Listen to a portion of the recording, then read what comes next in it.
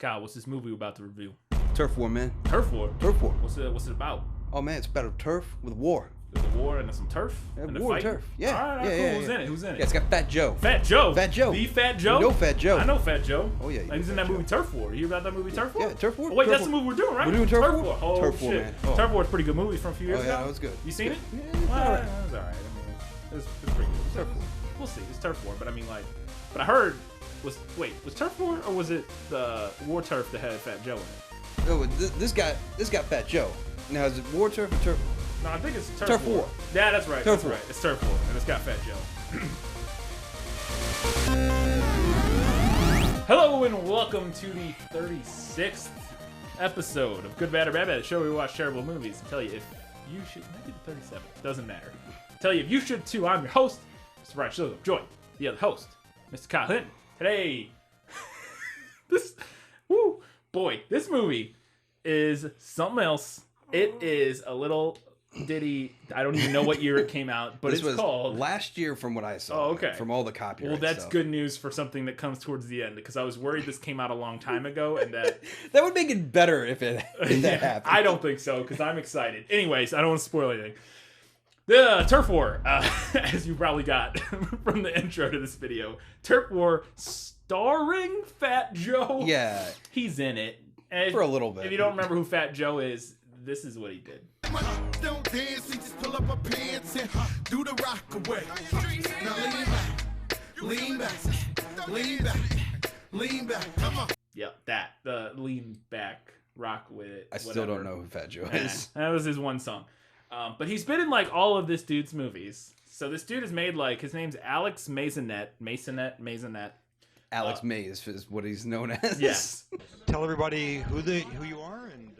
Well, I'm Alex Masonette. Brilliant, true auteur, writer, director, star of the film. Supposedly former undercover cop, unconfirmed. Well, People sometimes don't want those true stories out, though. That's true. Yeah. So you felt passionate enough that you didn't mind the odds to pursue your dream of making this film come to life. Well, actually, I was actually the undercover. Oh. Yeah. But all of his films look to be the exact same from what I've seen, except for one of them. Well, because I read the descriptions of, he's made like 3 or 4 films by now. Yeah, it's all like undercover drug work. Yeah, but one of them is about a drug war, or a police department that kills a kid, and then a Rastafarian witch doctor puts a curse on them. We have to find this. I know. I can't remember what that one's called. But so like his first movie was called Narcs with an X. Then there was one called like the Force or something like that, like the police force. And then it's just D apostrophe I force. love how like simple this shit Yeah. is. And then this one is called Turf War is the version you found. Yeah. It was originally called Lady Rider, which is a terrible name for this movie, in which you don't even realize why it would be called that until 40 minutes in. But they changed it for redistribution to Turf War because it's a little more generic. Like, it's like a crime. It's a little more like digestible to everybody. Yeah, everybody can be like Turf War. Yeah, and then it's got Fat Joe on it. It's a crime, gang movie. Sure, whatever. I want to talk about Alex Mays for a second. Yeah, go for it. This guy, his acting repertoire is just amazing. Wait, what do you mean? Like his range. Oh, okay. You said repertoire. I thought you meant. I was like, he's only been in his movies. Yeah, exactly. So. his range as an actor is phenomenal. Dynamite. Well, it wasn't just that I didn't get along. The motherfucker said that I was going crazy because I know I was a victim. I was the one that got shot. All right, I saw about 4 flashes coming at me. So, like, I will believe that somebody with this level of acting skill was a cop or something, not an actor. I wouldn't think so. He would be busted as an undercover cop constantly. He'd be terrible undercover. They'd just be like, did you forget your lines?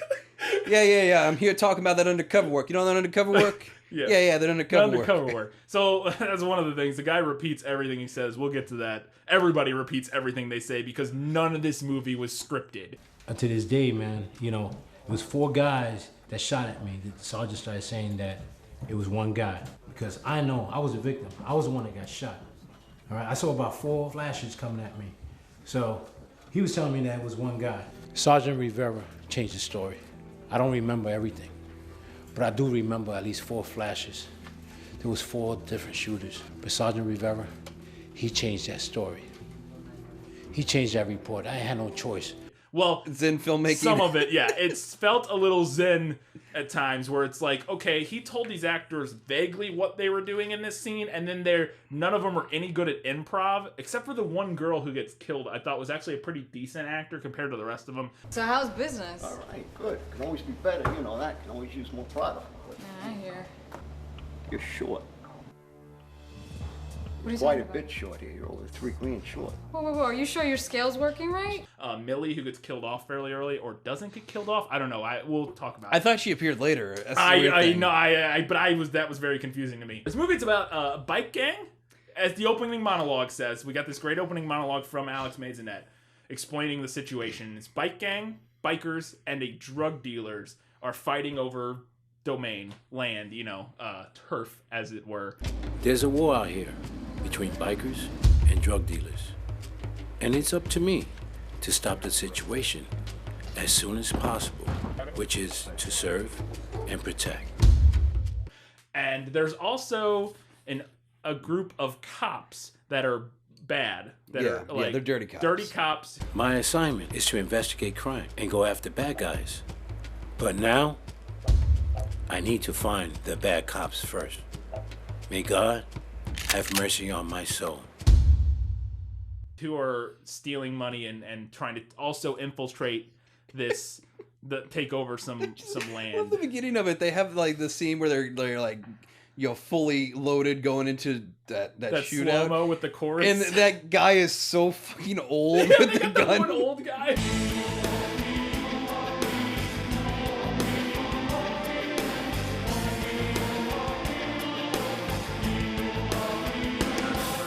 It's just like, I guess I'm a drug kingpin now. But so he explains this whole thing, and then we cut and we finally see the main character. And he's talking, and he's terrible. See what you can get. Try to get every detail. Maybe something that, of the unusual. The main character is probably by far the worst actor in the whole thing by like a lot, and they're all pretty bad except for like one or two.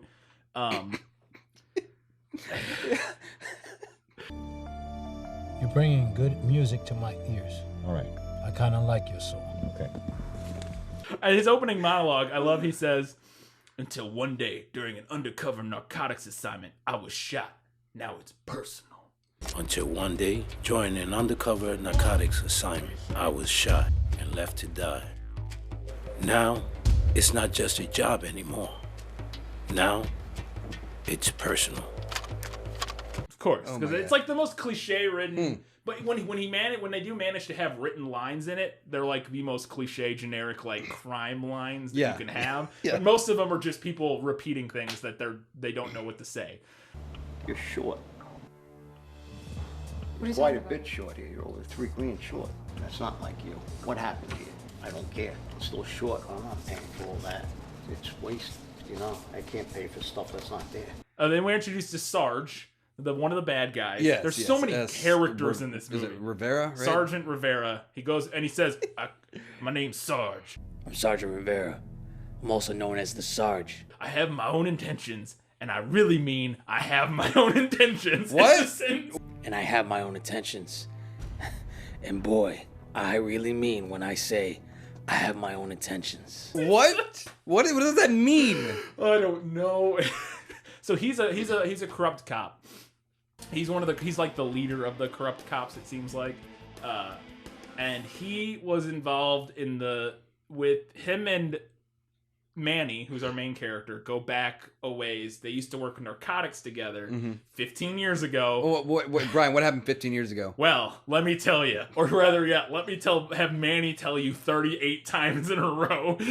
This is the guy that drove me to the hospital 15 years ago when I got shot. Listen, 100 years ago, I don't know what happened between you and him. Nobody knows the whole story. Let it go.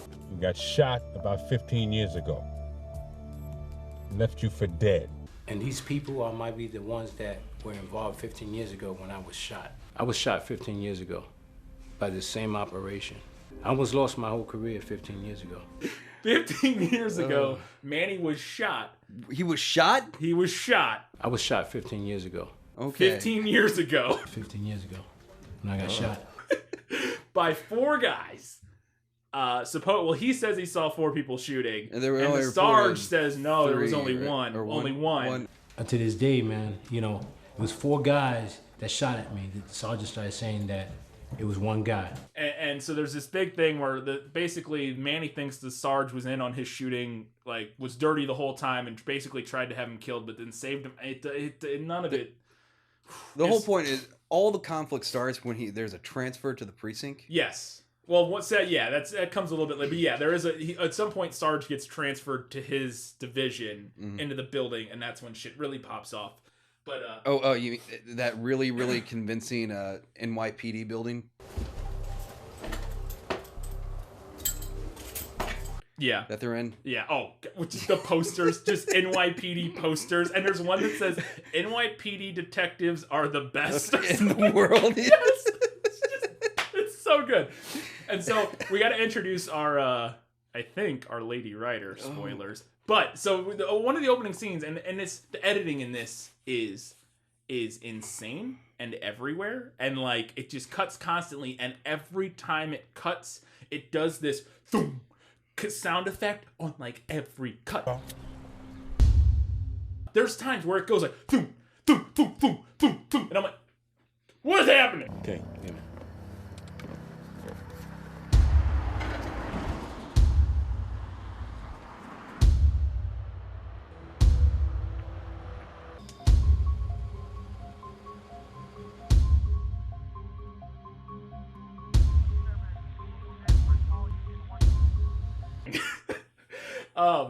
But so we're introduced to this girl, and at first I didn't know because she's in a room with this guy, and then she goes, "You guys are losers," and leaves when these two thugs that are main characters kind of show up. Sal and Johnny Boy show up, and she's like, "You guys are losers," and I'm like, wait, who is she talking to? And she leaves and goes into the other room to like watch TV. But it was confusing because I looked to me like she left, and then the next cut she was in a different place watching TV. Well, but no, everything looks like it's in an apartment building. I know, right? Yeah. And then so they brought Sal and Johnny brought drugs to this girl's parents. Who this girl? For anybody who's seen Trainspotting, that's heroin. Yeah, it's heroin. But this girl is 17. You can tell because she's got pigtails. Yes. Very clearly like late 20s, early 30s, actually, but she's 17. And so her parents OD and die.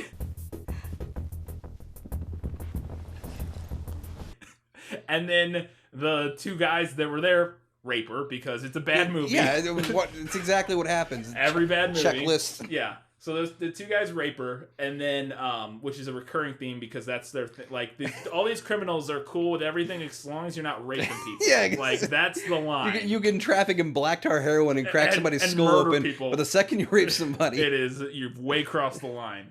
And you're going around fucking raping girls. Oh shit, man! So then we get a sweet newspaper on the screen and a reporter. I love the reporter. Oh my god, was it Kenny Lee or? Well, but this is before we get to Lenny G. Lenny G reporting for News Today. But Lenny G is incredible. In fact, there's one scene with Lenny G later that might be one of the best contained 1-minute bad movie scenes ever. Lenny G is my favorite character in this movie. He's the best. He's the amazing. Best. And we'll get to him. He's not in it yet. One of our resources just recently told us, please be careful. But at this point, it's just a voiceover with a newspaper, and the person says this. Well, we have some flashbacks while she's being raped to her dad dying in the other room. That just happened like 5 seconds ago. You mean her roommates that she's like the same age as? Yeah, her parents. Here we go. More rape cases pile on as 17-year-old was raped as her mom and dad overdoses on some drugs possibly given to them by the rapers. More rape cases pile on as 17-year-old Laura Ryder Smith was recently raped while her parents Harold and Sandra Smith overdoses on some drugs possibly given to them by the rapers. How would they know that? How would the news know? There's so many times where the news in this is privy to information and has footage. That just tells me that he's just an expert. That they are that good. Yeah. They get the hard-hitting Oh, facts. it's so crazy. Just this point, we're literally 5 minutes in, and I wrote in my notes, it feels like I've been watching this movie for 45 minutes because there are so many cuts and so many people have already introduced. We're 5 minutes into the film. I was like, oh, this is going to be bad. Bruno, I think Flash is trying to set me up to get to you and our organization. So then we're introduced to Millie, who's kind of an important character, and she's like the niece or something of the head of the biker gang. Yeah. And so she's been doing the drugs, so they send her to rehab. They're like, get out of here, and they kick her out, and it's just like a 5-second scene, and then we're move on from that. Like, this movie is everywhere. This is a perfect example of a scene where there is literally no direction to the characters, because they're like, you know, I'll be good. You know, I can get off this stuff. It's like, no. I don't even talk about it. No, just go. No. But you're out of here. I don't want to hear it. You're out. Get out. I mean, come on. How many chances are we going to give you? Oh, come on. You know we love you, cuz. Come on. What are you doing? No, give me one more chance. No Just more one chances. chance. Get out. You hear me? So then we get this great exposition dump from, I think it might be Blaze and the biker, or I don't even remember. The biker, they're talking about how Flash wants to team up with the bikers, and Flash, we'll find out later, is Fat Joe. That's his nickname. Yeah. But the bikers don't like Flash, and then Sal and Johnny Boy, they rape the girl, and the bikers want, like, they go through this 45-second scene of them explaining like all of the criminal ties. Flash wants us to put him in our network. This way, we could all become one and take over the whole city. As soon as I get into position, Sal and Johnny Boy are history. I just want them to lead me to Gonzo. Yeah, there's a bunch of time jumps in this movie.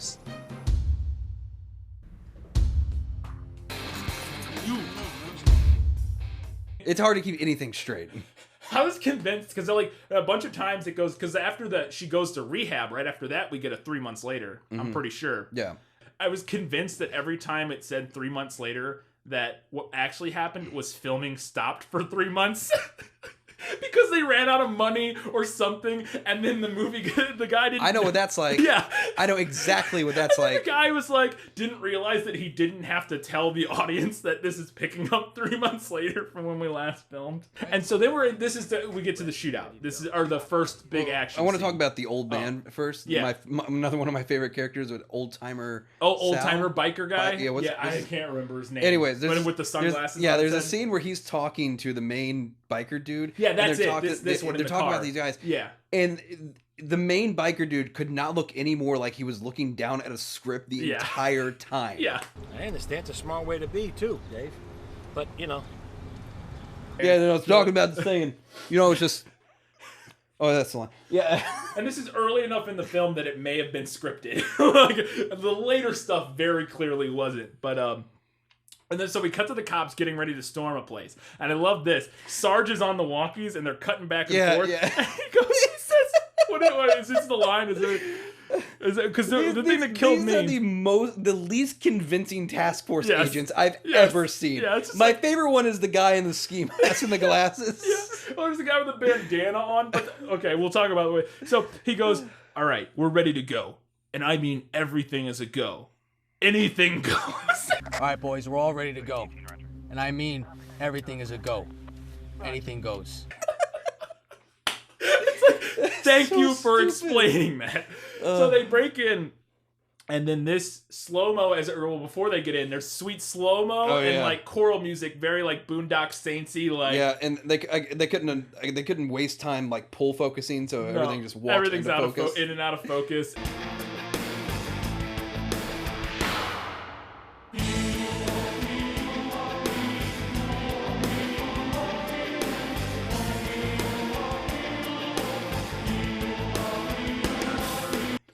In this door, and I just have this shootout. Well, first they knock, and she's like, "Who is it?" And then they kick the door open, and the greatest special effects ever graces our screen. This scene is fucking insanity.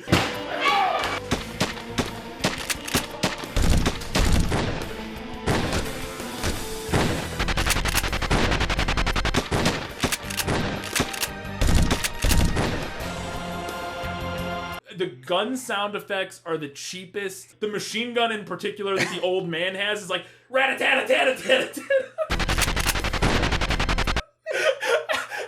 And the camera is artificially shaking the whole time. Yes. It's got that artificial After Effects shake. Reverse warp stabilizer. Yeah, exactly. And then the blood spatter that's coming off people is like, it looks like they pulled thumbnails and then blew them up because they're super pixelated. It's incredible. It's like 30 seconds long, and it's just grace. It's just look. Like here, yeah, it's just incredible.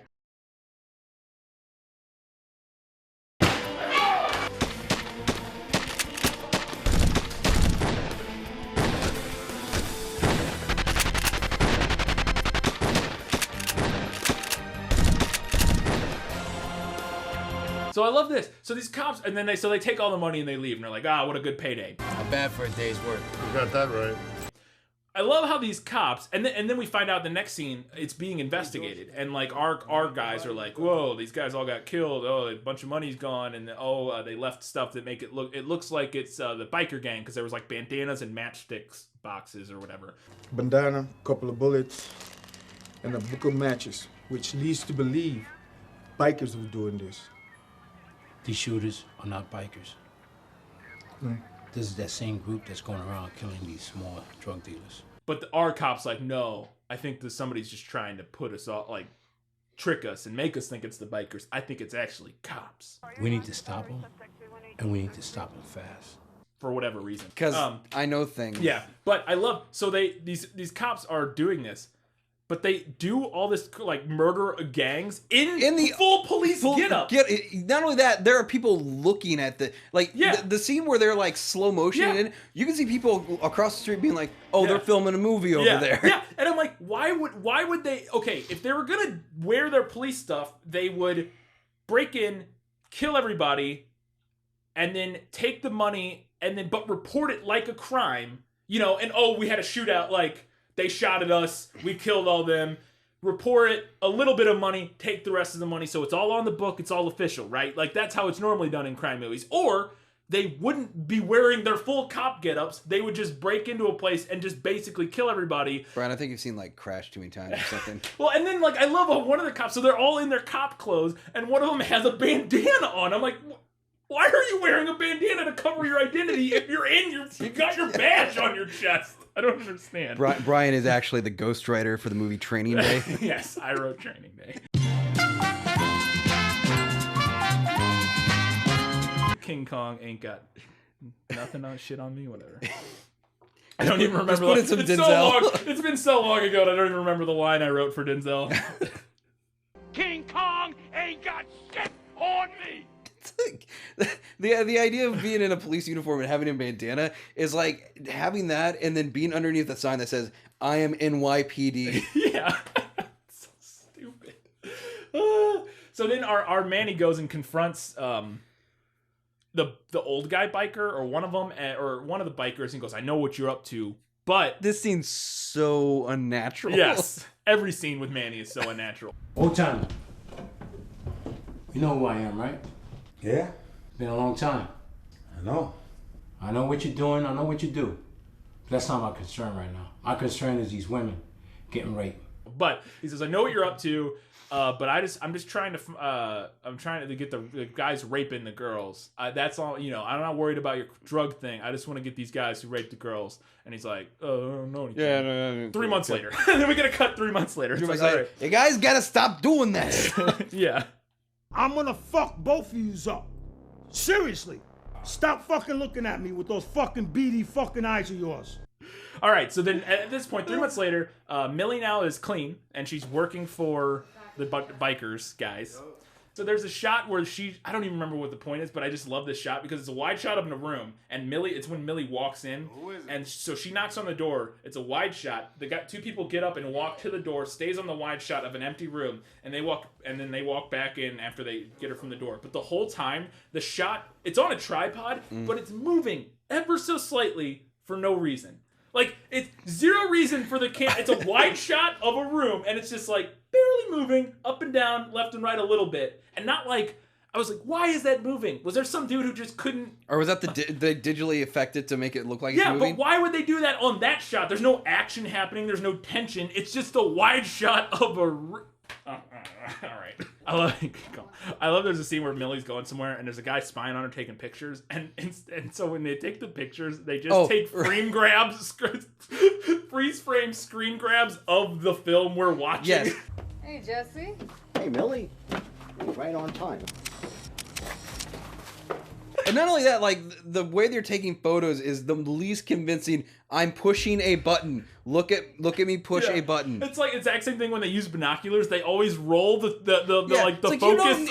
What are you doing? They just constantly roll the focus back and forth in the binoculars. To look like they're doing something. Yeah. And then the camera. You see the cameras they use? It's all the same like 80s Canon film camera. Canon, yeah. This is when we find out that she also has straw in the scene for no reason, like a farmer. Like why? Okay. So this is when we find out that Sarge is getting transferred into their unit. Yeah. And we have a 10-minute goddamn conversation between Johnson, who's his partner, who we hadn't met yet, who's Manny's partner, and like one other cop, and he's like, and it's just 5 straight minutes of Manny being like, well, 15 years ago, these guys, I got shot. You don't say. No, I do say, and I'll continue to say it 8 more times in this. It was 4 guys that shot at me. The sergeant started saying that it was one guy. Because I know I was a victim. I was the one that got shot.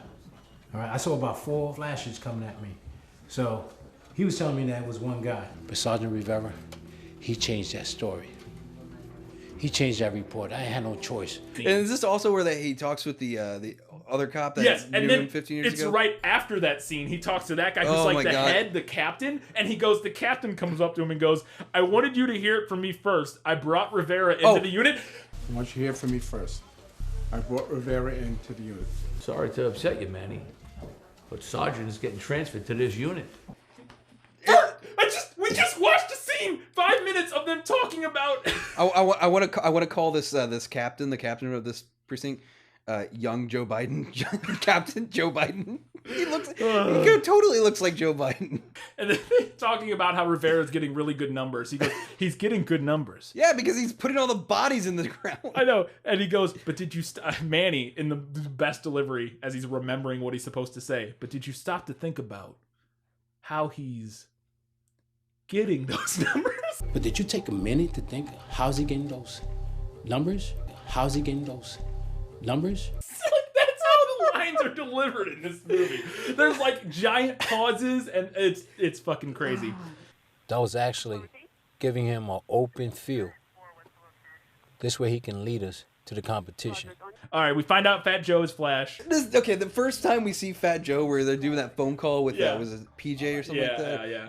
I think are they in the same vehicle? I don't know, probably. I was pretty convinced that in Fat Joe's contract, he could not appear outside of a vehicle. Yes. He was like, I will drive to the location, you can put a camera in the air-conditioned vehicle and film me, and then I will leave. Because there's only one scene, I think, where he's not in a car. Hey, what's up, JP? Over 4 of them. Just one is... What's up, Millie? Flash. Is that right? We gotta keep it rolling like that, bro. Yeah. So he calls that one old guy and tells him, hey, something about, I think he tells him to get his 2, Sal and Johnny Boy, in line, basically. Mm-hmm. And then, what's his name, threatens them or something. I don't know. But they go, Sal and Johnny Boy go to this bar. And I love, it's just a little thing. They go up to the bar and they're like, I would like a draft beer. Can we get a draft beer, please? How you doing, cutie? I would like a draft beer, too. And then the other one goes, I would also like a draft beer and to taste you. And I would like to taste you in there also. To the bartender. And then like some legitimate looking biker guys, huge fuckers, like that dude with the beard. Yes. Holy shit, those guys. If that dude pulled a knife on me, I'm like, I give up. No, I'm dead. Yeah. Just go ahead and kill me. Yeah. And then when they're leaving that bar after they get their ass kicked by those guys, well, they just get thrown out. They walk into their car, and in the background, there's some people, and they had to blur out the people because they didn't get released forms. And the number of time, and the number of vehicle like symbols license they had, plates and car logos all blurred out. Oh my goodness, it's fucking amazing. Okay, and this is when we get our first Lenny G scene because our my guys God, crush yes. our guys crush Fat Joe and the other guy crush a guy at a car thing. They like crush. They put him under like the car lift and lowered onto him and crush him. And Yeah. he makes the best screaming sounds ever. Stop, please!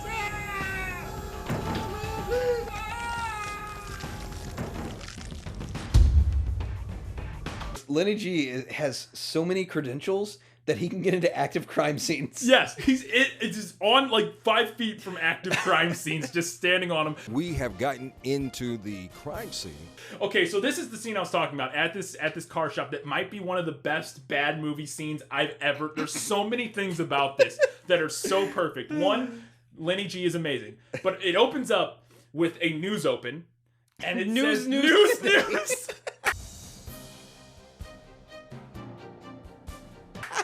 Okay, so it says news today. And I go, oh, that's hilarious. They got like a generic like news open and they didn't customize. You know what I mean? Like they got it from like an After Effects place and they didn't know how to customize it or didn't customize it. So it just says news.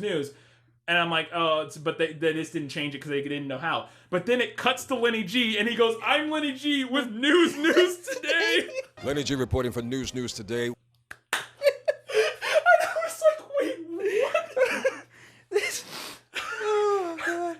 All right. And then Lenny G only knows the facts. He only reports what exactly happened. He knows exactly what occurred. The owner, Carl Johnson, who owns this auto repair shop, has been murdered brutally. As you can see from what we can see, there's blood all over here, all on this device. It seems like the body possibly could have been crushed. And I love, like you said, he's on an active crime scene. The crime unit is behind him, but the crime unit is a guy in a blue jumpsuit with the words crime scene duct taped onto his back. It's like clearly like yellow electrical tape. And it's like, it's not even on straight. It's kind of to the side and crooked. I love this scene and so then much. He's holding, and then it just gets better and better because then you look and the mic Lenny G is holding is a boom mic from a camera. Yeah. It's not an actual reporter mic. It is a boom mic connected to an XLR. Everything about that scene. And then on top of that, you just have how fucking awesome Lenny G is. And he's a fucking boss in a suit with one earring and he's just crushing it. That scene is a straight up masterpiece. That 1 minute or whatever scene is just one of the best bad scenes I've ever seen. We are graced. Look, it is a pleasure and a privilege to have Lenny G even be on camera. And he's on like 5 or 6 times, and every time it's so great because he just drops fucking knowledge that he should not have. This location is one of the primary locations where a lot of bikers have been hanging out at. Word of caution to all the bikers. Please be careful. I think Lenny G's running this whole thing. That'd be amazing if that was what came out to be the case. Oh, okay. So we skip the part where they pull over the Fat Joe and them and get their IDs. That's irrelevant. There is a scene though after that where they're talking to like the captain or something, and he gives them the names of the guys that they got or their IDs or whatever, and he says after that guy leaves, he goes, Manny goes, they know more than we expect. We know. Wait. They know more than what they expect. That we know. That doesn't make any sense. Like, he says this line that makes no sense, and he realizes halfway through it doesn't make sense, and then he's like, tries to save it, but doesn't, and then looks directly into the camera. They know more than what they expect. That we know. Who can say where the road goes? It's so good. He's just like the moment he realized this movie's not getting any better, and he's just like, Who can say where the road goes? And then right after that, there's a scene, they go to the crime scene, the car where the guy got crushed. He's talking to Johnson, and he says this line to him. He's talking to his police partner. He goes, try to get every detail. You know, some of the unusual. See what you can get. Try to get every detail. Maybe something that, of the unusual. What? What does that mean? What does any of this mean? Find some of the unusual stuff, unlike you normally would do at a crime scene where you find just normal everyday stuff. They're running around acting like you're fucking Cole Phelps from LA Noire. Circumstantial. Oh, wait, rotate it all around. Wait, point of interest. That's all that was took.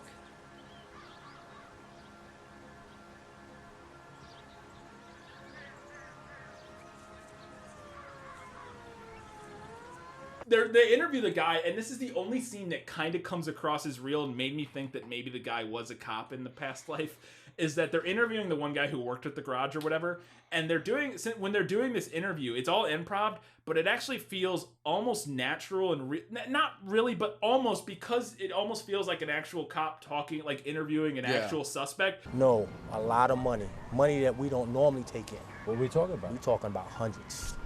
A lot of $100 bills. Is that right? This is not the regular money that you take out of the regular money that comes out the register. To where it almost, and the suspect, or the guy they got, is kind of an okay actor, and he kind of pulls off the...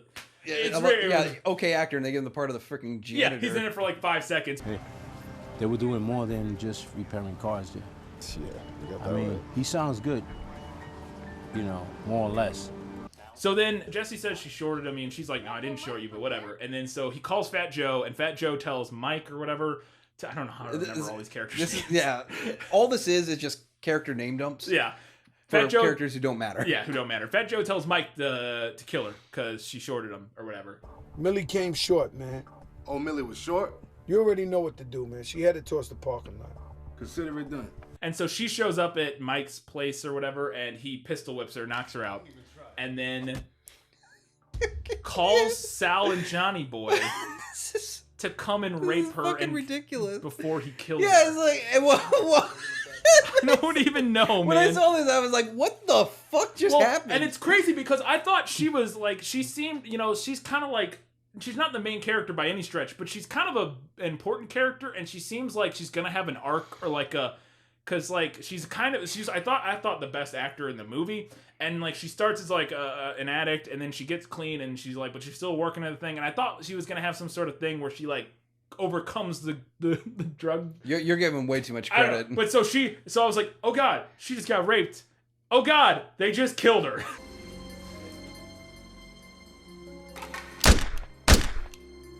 Like, yeah, but just put this in perspective. This Mike character's like, I just knocked out this girl.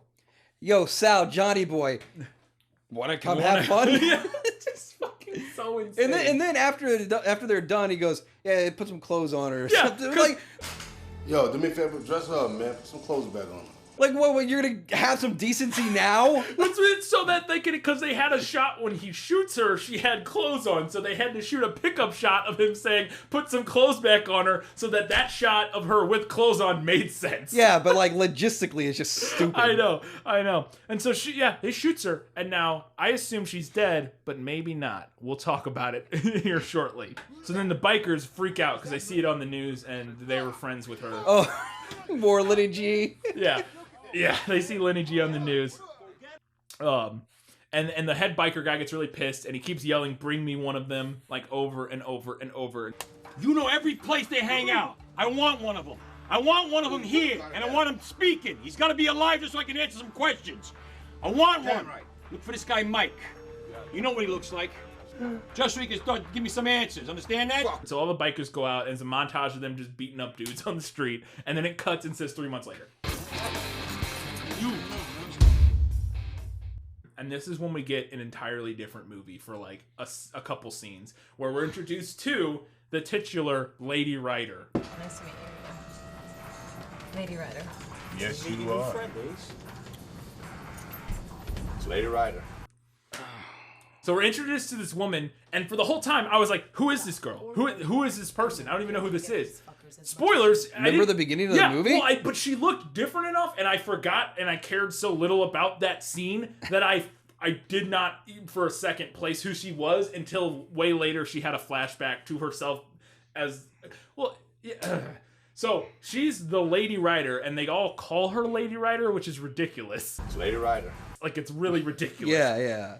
But she's there for everything's revenge. super cordial, too. Like, oh, hey, my name's Lady Rider. Oh, hey, Lady Rider, what's up? This is, Frank and Bob. Like, everything's, like, ridiculously, like, normal conversation. Yeah. And they're just, like, it's like going up to somebody and going, hey, what's up? I'm Spider-Man. Oh, hi, Spider-Man. I'm Paul. Yeah, I'm Bob. This is Mike. Lady Rider. All right, and none of them bat an eye at it.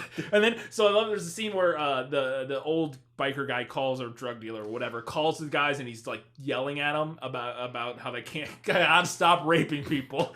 And you're going around fucking raping girls. Let me tell you something. You guys put heat on my business. He gives him a stern talking to about the knocking off all that rape.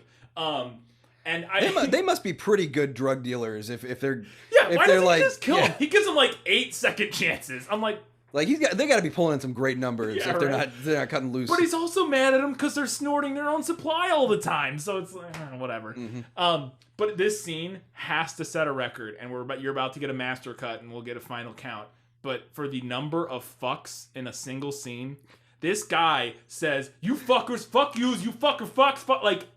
It has to be 50 times in this one scene. He just doesn't stop. And since he's improving it and just keeps going and going and going, and the scene never ends, it's all the fucks. It feels like something out of Boondock Saints. Yeah, that one scene probably has the word "fuck" in it almost as many times as the whole movie. I'm gonna count it up and do some math. We'll see. Oh boy. Fucking motherfuckers.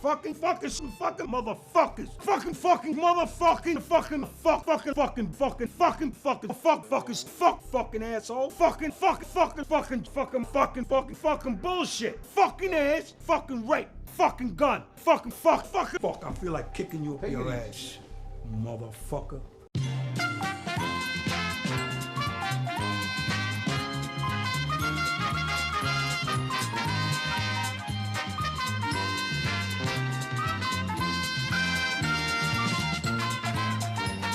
Okay, so then this is where we meet the federal agent. Manny is scoping somebody out, sees another guy scoping somebody out, and goes over to say hi. That's where we're introduced to Secret Agent Dredge. Yes. Okay, so he's talking to him, and again, this guy's a FBI. Well, FBA, which we'll get to. I'm an agent with the FBA. But he's a federal agent, and he's leaning out of the window of his car with binoculars. Be a little more. Also, you're federal agents. You wouldn't have any more like recon equipment or anything. Just a guy in a car with binoculars. It's like, what year is this? But I love. He walks up. He says something like, he introduces himself because the guy's like, "Get out of the car. You're under arrest," or something like that. Manny does, and the guy's like, "No, I'm a federal agent. We're on the same side." Put it down. All right, listen. I'm a federal agent. I'm doing the same thing you're doing. And then, like, a sentence later, Manny goes, "Who do you work for?" And the guy goes, "Like I said, I'm a federal agent." I'm not armed. Who you work for? I said before, I'm a federal agent. That was literally the actor being like, "Dude, this is the line you gave me." Yes. He's like, "I just said it. This is how this whole movie's going to be, isn't it? We're just going to repeat everything." But they sit down in the car and he gives them a little spiel.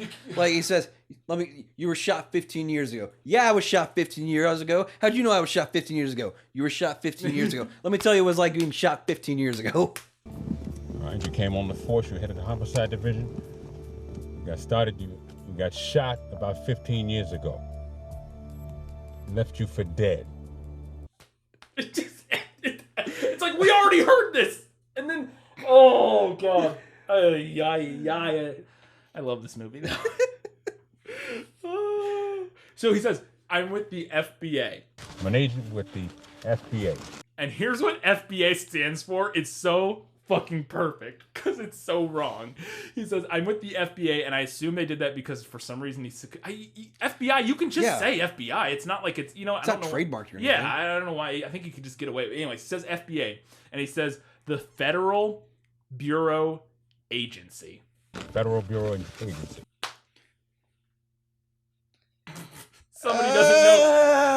Somebody doesn't know what bureau means, maybe? I love, so the I, for anybody who doesn't know, stands for of investigation. So when you replace the I, you have to replace it with a word that implies investigate. Because what you basically just says was the Federal Agency. Or you would have had to change it to FBA, the Federal, or some sort of like FDA, That's already a thing. But Federal Detective Agency or something. But Yeah. FBA, Federal Bureau Agency, so wrong it's not even wrong. Like, I don't even know. Federal Bureau Agency. He says he works under a Master Chief. I work under a Master Chief who I'm also investigating. Just put in Halo.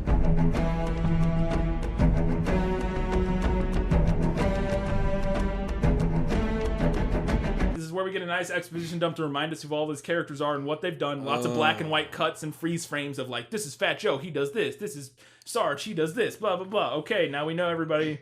They both work for Flash. I am also investigating Jesse Wright. Now, he works with me at the dock putting the deliveries in the trucks. I love, so they show a drug shipment. They ship their drugs through the U.S. Postal Service, but it's a fake U.S. Postal Service, and they printed out fake USPS badges, and there's guys in blue T-shirts with fake USPS. That's amazing. I want those shirts. This is, by the way, where Jesse works. This is how he's able to transfer the drugs. Yeah, and I just love that they have this fake USPS. And then so you deliver the drugs to some guy, and the guy pulls, and he's getting his money back from or Jesse's getting his money, and the guy pulls a cooler up and is trying to open it, but can't get it open, so says fuck it and just throws the cooler to the guy.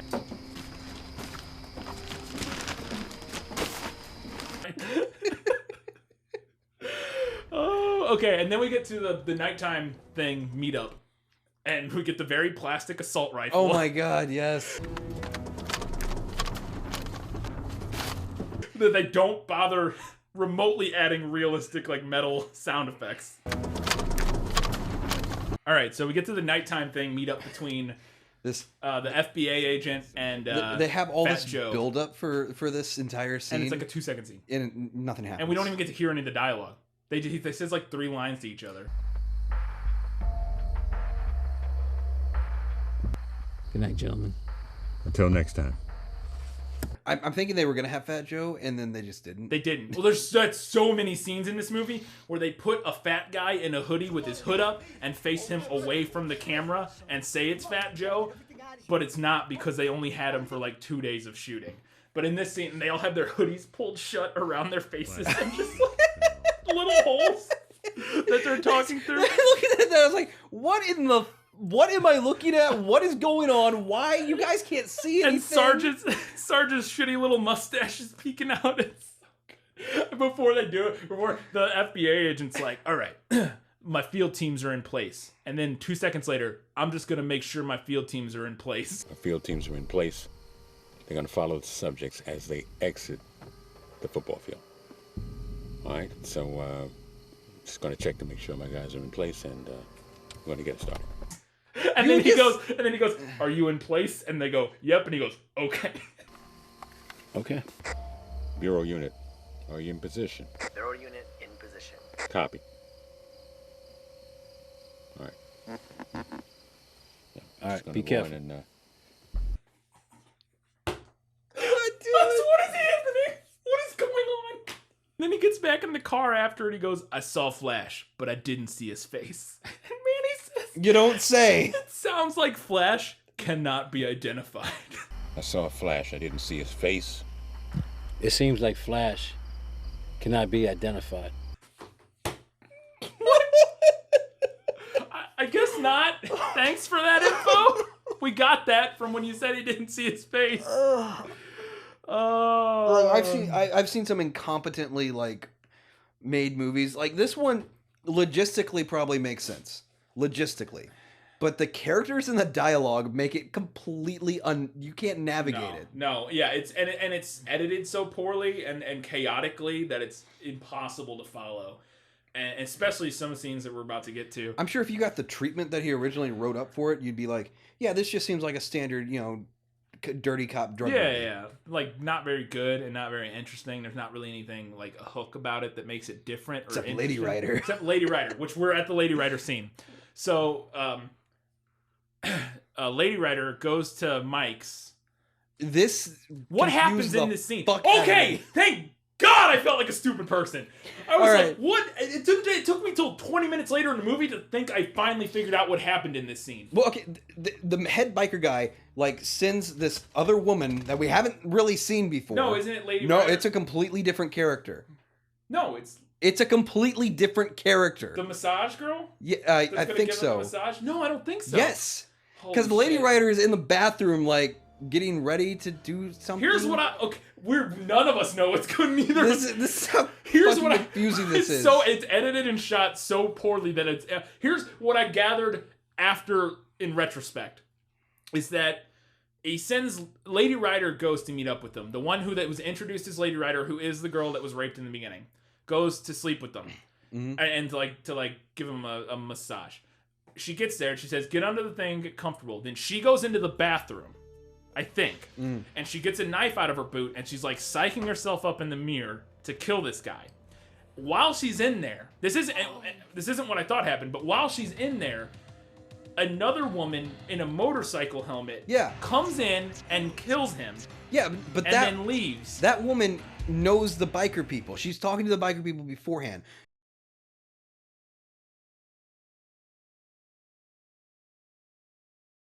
The only reason you can tell the difference is because Lady Rider is in a sleeveless leather vest or whatever, and the other person has leather vest. You said which one knows the biker people? The helmet girl?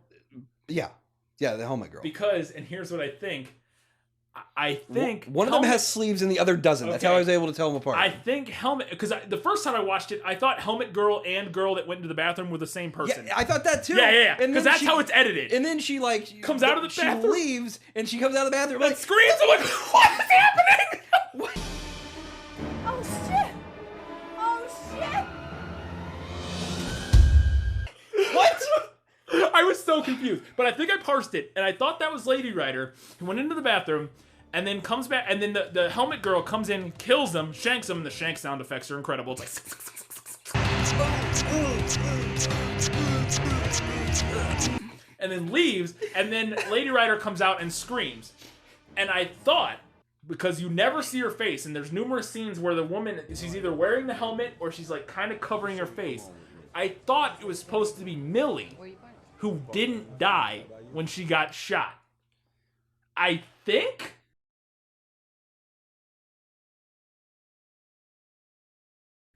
I don't know, because none of this makes sense. Nothing. Look, we can't give this scene justice because there's nothing to come off. There's nothing to go off of. No. It's completely... No. But we do get another Lenny G scene, and this is great because he's saying the latest in the Lady Rider case. Lenny G reporting live from News Today. The ongoing investigation continues in the Lady Rider's case. He says that. Like, this is the first one we've seen. Yeah, what the fuck? He goes, and he's basically telling bikers they need to be careful because there's a woman out there killing them. Word of caution to all the bikers. Please be careful. We don't know if it's a male or female, but they are strongly believing that it is a female. And gentlemen, if you are a biker, you really need to be careful. Every pretty face may not be the right face for you. I'm like, well, she killed one person, and that guy wasn't even a biker. He was like a drug dealer. He wasn't part of the gang that we... Anyways, so Sarge brings in his bag, Fat Joe a murder bag with a wig in it. And tells him he needs to take care of somebody. What? I don't know. I need you to dispose of everybody on this list. The way I need you to do it is make it look like Lady Rider's doing it. Lady Rider is that serial killer that's going around and killing the men. So I got all the stuff that you need. I got the bandana. I got the wig. I don't even know. And he tells him no, or he tells him no. Okay, so Sergeant Rivera has set up the Lady Rider case. Yeah. He's basically making it look like this Lady Rider's killing him. I don't know if he's in cahoots with the biker people to make it look like this or what. He wants Fat Joe to make it look like Lady Rider killed some people. Mm-hmm. And the way he tells him to do that is to wear the wig. Fat Joe in the wig is going to look exactly like Lady Rider.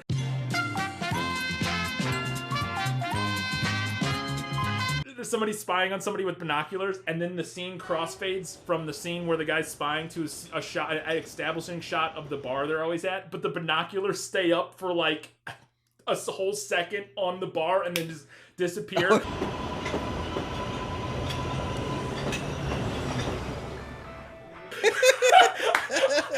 the worst thing when in editing, the top layer, he left the top layer hanging over a couple extra frames. But she calls herself Lady Rider, but that's also what the news is calling the serial killer. Yes. So what? No, stop calling yourself that. Yes. I'm so confused. It's Lady Rider. Ongoing investigation continues in the Lady Rider's case. I don't know what's going on. And then Fat Joe says he's gonna kill everybody. Then random Jamaicans show up. Don't worry, babe. I can't have you rolling for a whole month. Yeah. That's a girl? Yeah, my girl. Yeah, good money is enough. Don't know who they are. They're irrelevant. But Mo, he becomes relevant. Mo's another one of my favorite characters. Yep. And then Mo gets shook down by the cops, and one of the cops is wearing a Narcs jacket with an X. Call back to his first movie, Narcs. Still got props from that one. And then, they go to the judge. There's a scene at the judge. Yes. This is fucking bizarre. And behind the judge, he has a giant blown up, printed out poster of like a seal of justice hanging up. It seems that every witness that you have ends up killed. What gives? I approve all your requests. It's like cardboard church level of like set dressing. It's like it's literally like a snapshot picture of like of a seal of justice or something, you know, like blind justice, blown up and just stuck to the wall behind the judge. Because they're filming this at a fucking love how Holiday just Inn. incompetently this is made. It's amazing. It's so good. You're absolutely correct. Because in my office, there's a leak. And this is why we're here.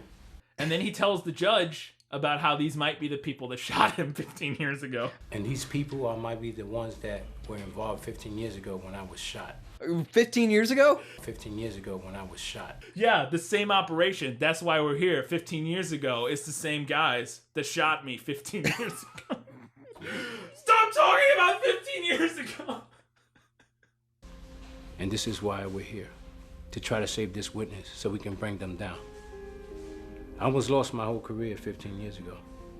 I know the incident. I know it well. And then this is where they're gonna go bust Fat Joe somehow. And I love there's a scene where between Fat Joe and Jesse where they're in the car and Fat Joe's lines are so obviously 80-yard from different out of context conversations because the guy says something and then Fat Joe's like, what are you talking about? And it like doesn't remotely fit the context of the conversation. I need a favor, bro. What's going on? I need 2 keys. All right, man. So they get Fat Joe. They arrest him. Yeah. They arrest him. And then Jesse, I don't even know what happens. Jesse needs drugs. Yeah, he goes to Blaze to get drugs and gets a gallon bag of heroin. Yes. By the way, that's got to be a deal. He said like 30 G, like 30 large or something like that. Yeah. I don't know drugs, but I don't know. But that looks nice. It's a lot. It's a literal gallon bag full of drugs. And so then they arrest Jesse, and he's like, I ain't got nothing. And then they pull a gallon of heroin out of his pocket. What the fuck? You got anything on you? No. Oh, you don't have anything, huh? What's this?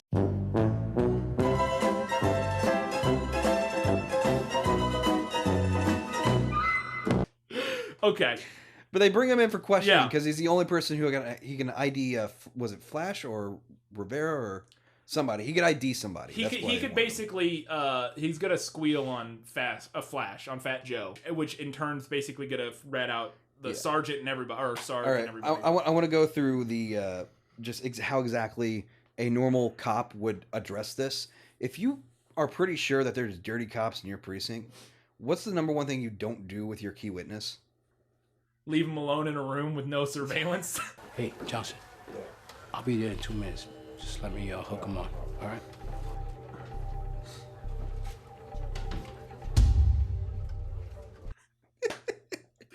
Yeah. So they're well, he even says that. He goes, I don't want to leave my guy alone too long. Hey, it's just that I don't want to leave my suspect alone in the room too long. All right? Thanks, man. Yeah, and so he does.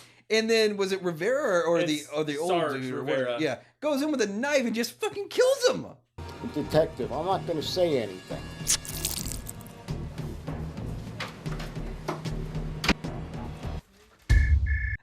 slices his neck. And I love that Sarge tells the old guy before he goes in there, he goes, I gotta go take care of this real quick. And you know what I mean by quick. Look, I need to take care of this quick. You know what I mean by quick. And the guy, I'll be like, you mean quick, fast? Yeah. Like the line should have been, and I gotta take care of this quick. You know what I mean by That take old care guy of it. could not look any more confused in every scene he was there in. with a gun, like. Yep. Fast. Mm-hmm. They just handed this to me. And I love how everybody treats like even when Jesse's like killed, they're just like, yeah, sorry about that, man. It's like you have no awareness whatsoever that this guy's bleeding to death on you. Yeah. I'm sorry, Jesse. My partner's doing the paperwork. Sorry I took so long. Oh, shit. I need a medic! Medic! Yeah, and I just love like every in the precinct, like you were saying earlier, every doorway they walk through just has an NYPD poster pinned to it. Yes, because it's the only way to make this like somebody's house look like a fucking police department, kind of. And yeah, again, there's 0 cameras in the room where they're holding this cop. Like the guy, like Sarge doesn't have to like turn off any cameras or anything. He just walks in there and murders the guy. All right, cool. And this sets up the pretty much the end of the movie, which he gives a phone call to the chief, right? The captain. Yeah. He says, "Hey, about that transfer that I wanted. Hey, I think me and Rivera can work things out." The Detective Rodriguez. About that transfer? Disregard. And then we get this ridiculous like heavy metal guitar, and it's just like. Coming soon. That's the thing. That's insane. So we get the final Lenny G scene, and he basically says, "We just received word that the criminal kingpin Flash called that for many reasons." Bad violent drug kingpin named Freddie Morales, who was named on the streets by Flash for many reasons. All right, is captured, and then they show, and they said, and that Mo was murdered. And they show a shot. The shot they show on the news is literally the second of him being shot. And we also received word that a source of informant was shot numerous times right before he was scheduled to testify against Flash. On the newscast. I'm like, they have the best reporters and cameramen ever. Hey, they are news today, all right? They're like, it's like Nightcrawler on the scene, like the moment it happens. It's so good. But that's the thing. I'm sitting there. There's 2 minutes left in the movie, and I'm like, how are they resolve? How are they going to resolve all this? They're like Fat Joe's in the thing. What's going to happen? And it's sequel bait. I think I can deal with Sergeant Rivera under the same roof.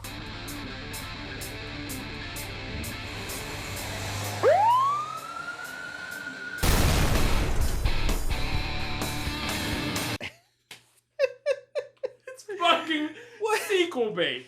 This is the shit that drives me nuts with movies. I hope the sequel doesn't get made. I know! I will fight you. I hope this movie gets made. Because there's nothing better than holding up sequel bait and just being like, oh, it never came to fruition. Oh, no. I hope this gets made. And they show scenes from Checkmate in the credits. Drop the gun! Drop the gun!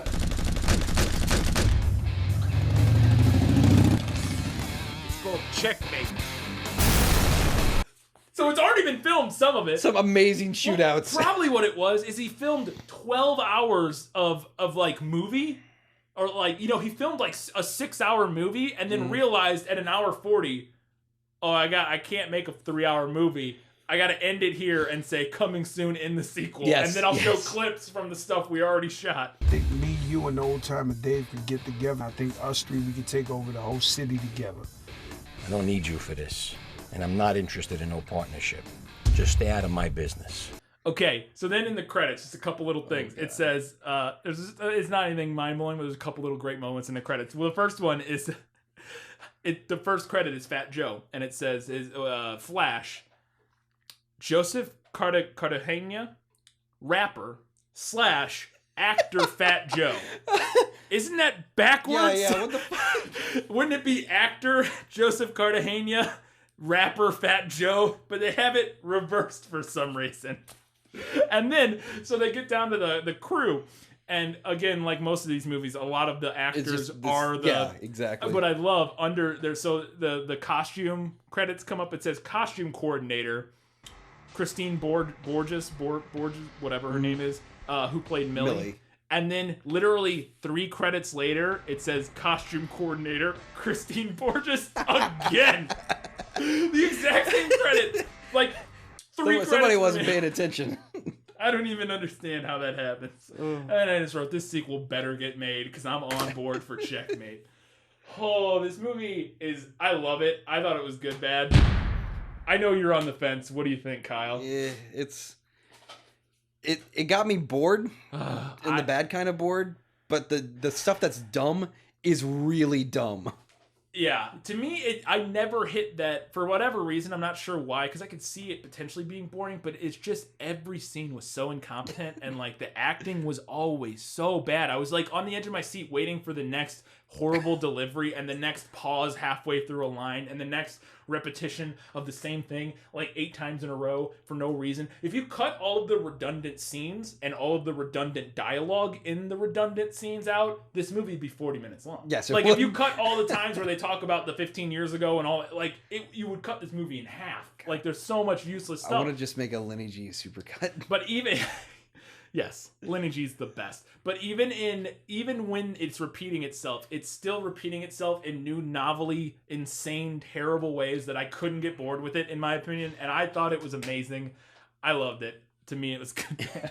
I could not get enough of this movie. I'll just say I'm on the fence. That's fine. That's fine. I'm okay with it. Good find on this one, in my opinion. This one was yeah, because of the fate of our local Hastings and yeah. In the arms of the angel. Yeah. In the arms of an angel. I found this one at Walmart, and it's in the bargain bin area, and I was like, "Hey!" So check your local Walmart, and in the front by the registers, they got those $5 or $10 Costco movies. probably has them too. Dig through, see if you can find Turf War. It's probably going to be called Turf War. It might be called Lady Rider, but I think the re-release that's got out on DVD is called Turf War. So look for Turf War. Because I don't think you can find it anywhere else. No, I couldn't find it anywhere online. It's nowhere. And if you're looking for it on IMDb, it is Lady Rider. And to give you an idea of how like limited the production of this was, the opening menu of the DVD, there's only one menu in the DVD. There is play movie and play trailer. That's it. Why would you play the trailer before you watch the movie? I want to see a little trailer of this movie we're about to watch. That's and the trailer is literally the opening monologue with all the Just cuts of random everything. cuts of scenes, yeah. My name is Detective Manny Rodriguez, and I used to love doing my job. So, we have a fun announcement. As you may have noticed, we have shirts, and they're going to be available. Really? They're going to be available to patrons first. Not sure how we're going to do it, but patrons are going to get first dibs because we don't have a lot right now. Eventually, we're going to have a way to get more, or for you guys to get some more, and we'll get into it. This is a limited run, first run. After that, we're going to branch out and find a way to get ladies versions and all that kind of stuff. I mean, we're selling out just for you. But so we have a lovely new Good, Better, Bad, Bad logo on a off-white. Good, Better, Bad, Bad, or Quantum Physics. We have Quantum Physics on a nice blue shirt. So those are the two options. Don't know prices or where you can get them. We'll have all that up eventually. Just this is a little teaser, and patrons will get first dibs. So maybe go check out the Patreon, or we'll have our new podcast talking about our experience going to see The Master. Seeing The Master, Tommy Wiseau. We saw The Room live, and it was interesting. I'll just say that. Interesting. You have to listen to the podcast to hear more because I have feelings, and they're not all positive. I don't know. It's weird. It was weird. So, but yeah. So you can check that out. Also, our Good, Bad, or Bad, Bad, Broken Dream segment is on there. I'm working currently on Kyle's feature film. Yes. We did the first 20 minutes of that. We're doing that in chunks because it's an hour and 10. Beefy, and there's a lot to talk about. Yeah, there's a lot to go on. The first bit had one of my favorite stories about Kyle I've ever heard. So I'll tease you with that one and just let that hang out there. Also want to plug my new podcast, This Film Is Lit, where we review and talk about books that are turned into movies. Me and my girlfriend. It's pretty good. People seem to like it. Also, Three Wise Media, Three Wise Radio. Every Tuesday they have new episodes. Their last one they talked about what shows you can watch now that Game of Thrones is over for 2 years. I recommend Black Sails, but they talk about some other ones. Also, Movie Versus, good friends. They're with us too. Yes, we they met up with dinner with them before the show. They have a great podcast where they pit bad movies against each other and then try to convince the other person that theirs is worth seeing. And so it's pretty fun. They did Speed 2. You can check out their Speed 2 episode. Tyler had to try to explain Speed 2. How do you do that? I don't even know how you make. I mean, at the end, I know how I would sell it. At the end, I'd be like, the last 40 minutes are the best thing ever put to film. That's why you should watch this movie. But yeah, that's all we got. Thanks, guys. Thanks for watching. And until next time, keep watching movies. Especially Turf War. In my opinion, especially Turf War. If your mind can take it, watch it. 15 years ago. 15 years. He got shot. You sure? 15 years? 15 years. 15 years ago? Same guys. 15 years. They shot me. There was 4 guys. He said there was 1. Wait, how many guys were there? 4. 4 shots. You sure there's 4? No. He said, well, nobody knows for sure, but I saw 4. He said there was 1.